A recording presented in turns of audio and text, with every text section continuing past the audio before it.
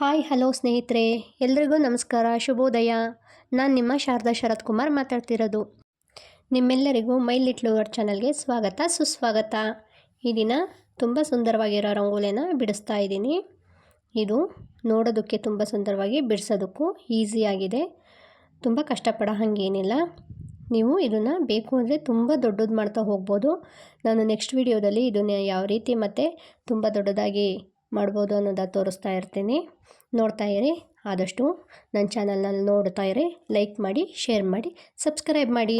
ನೀವು ಇದೇ ರೀತಿ ಪ್ರೋತ್ಸಾಹ ಸಹಕಾರ ಕೊಡ್ತಾಯಿದ್ರೆ ಇನ್ನೂ ನಾನು ತುಂಬ ಸುಂದರವಾಗಿರೋ ರಂಗೋಲಿಗಳನ್ನು ಬಿಡಿಸೋದಕ್ಕೆ ಟ್ರೈ ಮಾಡ್ತಾ ಇರ್ತೀನಿ. ಅದೇ ರೀತಿ ನಾನು ಚಿಕ್ಕ ಪುಟ್ಟ ರೆಸಿಪಿಗಳನ್ನೂ ತೋರಿಸ್ತಾ ಇರ್ತೀನಿ.